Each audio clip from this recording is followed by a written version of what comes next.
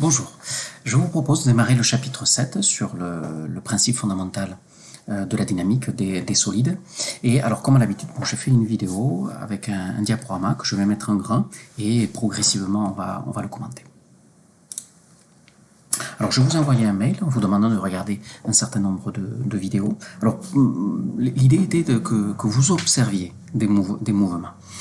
Et alors, donc, je vous rappelle que la dynamique est cette partie de la mécanique qui a pour but d'expliquer des mouvements. Et sans faire plus de mystère que ça, bon, vous savez que en mécanique, de façon classique, un mouvement, on l'explique en introduisant le concept de force. C'est parce qu'il y a des forces qui agissent que, et en tout cas avec les bonnes propriétés des bonnes forces, on arrive à expliquer le mouvement.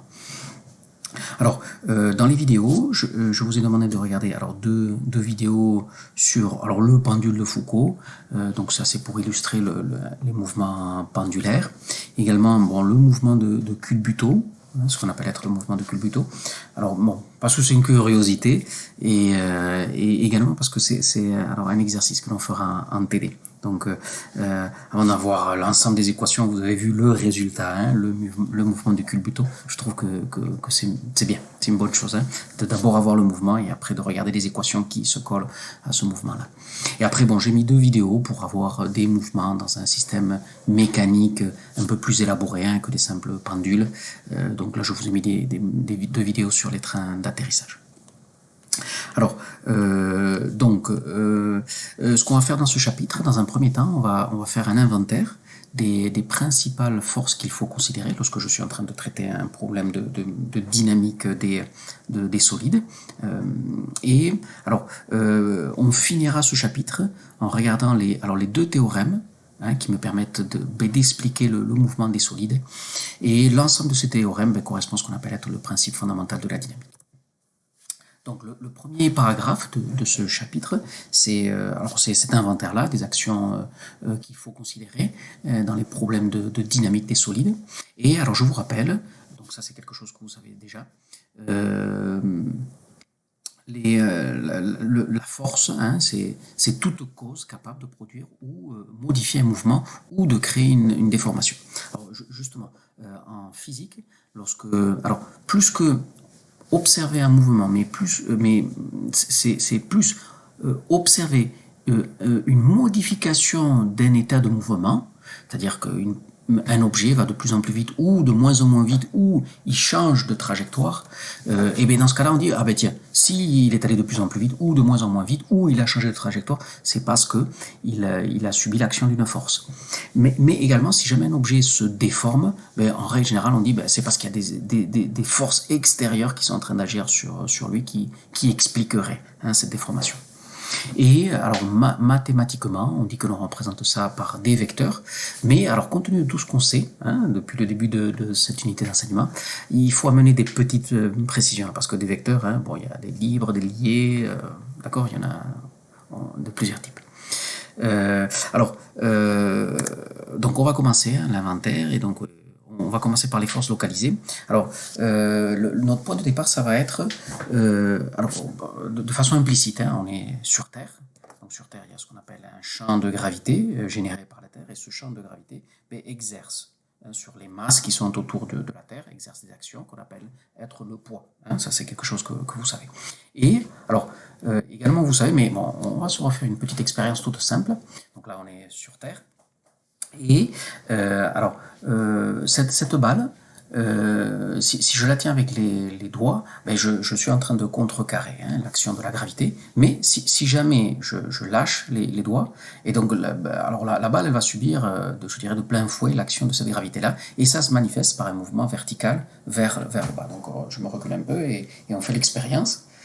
Parce que bon, avant tout la physique c'est une science expérimentale, donc voilà, vous avez vu elle est allée vers le bas.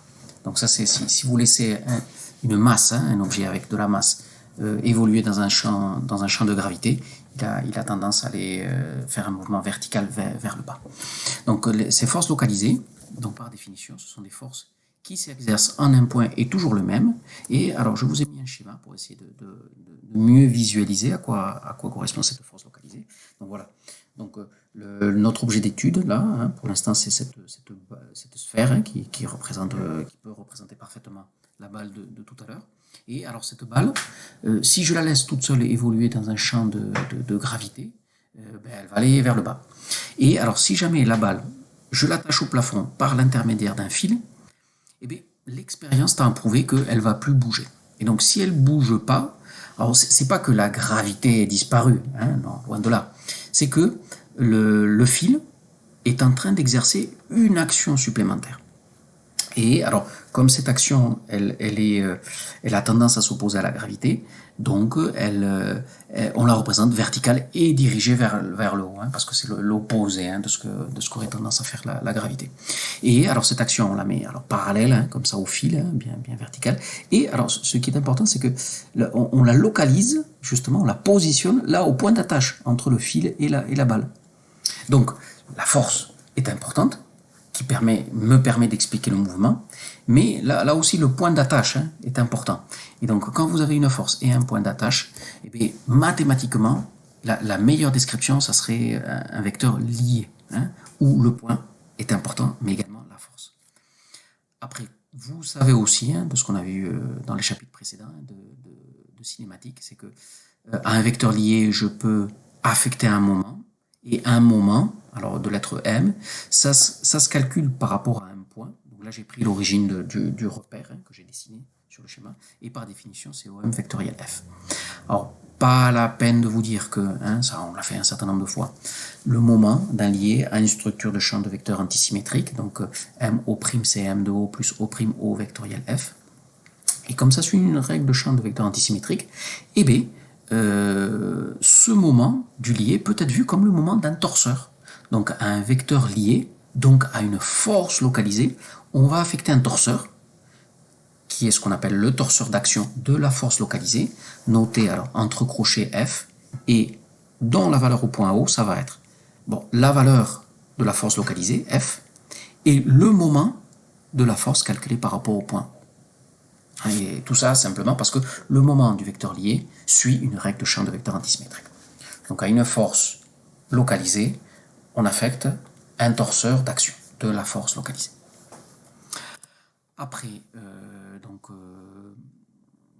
les couples, donc deuxième catégorie de force. Alors c'est pas une force, alors c'est un couple, c'est une notion que l'on affecte à un ensemble de forces localisées. Donc supposons maintenant, hein, comme c'est représenté sur le schéma, à notre système d'études, à notre pauvre balle là, et bien cette fois-ci je l'ai attaché par plusieurs points, hein, et attaché au plafond et attaché à deux murs qui sont comme ça latéralement.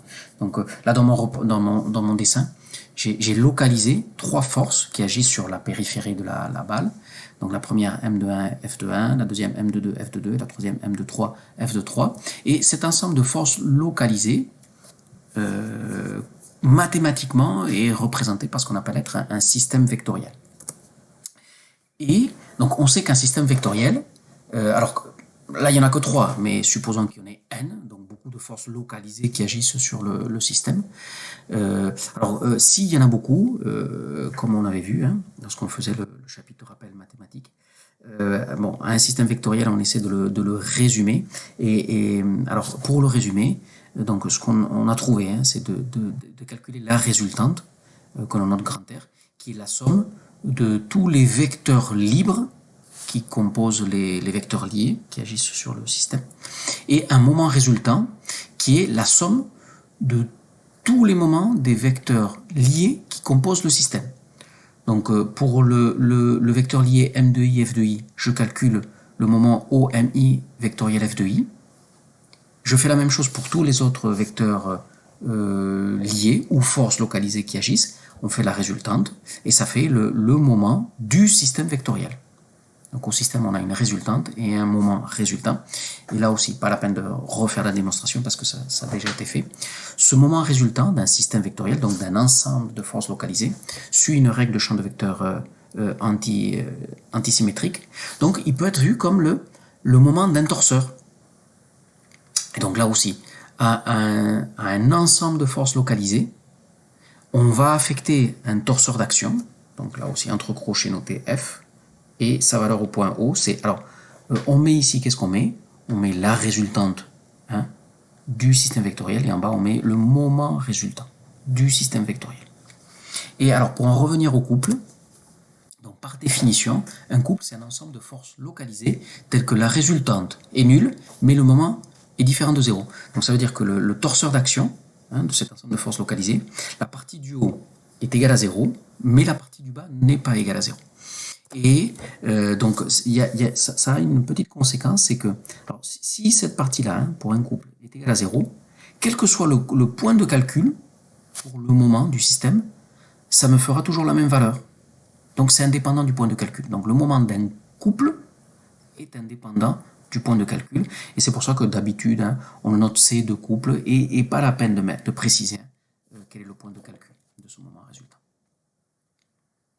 Alors, pour que ce soit un peu plus visuel, alors parce qu'en règle générale, hein, quand on dit couple, on pense à deux.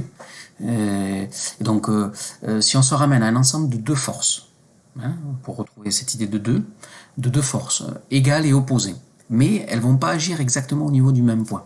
Donc cet ensemble de deux forces égales et opposées, alors je prends l'exemple d'un disque, et sur la périphérie de ce disque, je fais agir ces deux forces. Donc la première, elle agit au niveau du point M de 1, avec la force F de 1 qui tire vers l'avant, et alors diamétralement opposée, je fais agir la force F de 2 égale et opposée, donc au niveau du point M de 2, et donc si F de 1 tire vers l'avant, F de 2 va tirer vers l'arrière. Donc je calcule la résultante de deux forces égales et opposées, ça fait 0. Et je calcule le moment résultant, donc par rapport au point O, qui est le point central ici, hein, donc c'est le point qui est le centre du disque. Donc je fais O M de 1, vectoriel F de 1, plus O M de 2, vectoriel F de 2. Je remplace F de 2 par moins F de 1. Donc du coup j'ai ici F de 1, ici j'ai un moins qui apparaît ici F de 1. Je fais une factorisation.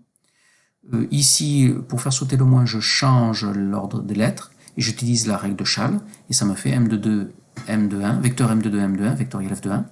Mais je vois que ce vecteur est différent de 0, ce vecteur est différent de 0, ils sont perpendiculaires, donc a priori, le moment résultant va être différent de 0. Donc voilà, je suis dans l'exemple où j'ai un torseur d'action que je pourrais affecter à cet ensemble de deux forces localisées, tel que la résultante soit égale à 0 et le moment résultant soit différent de 0.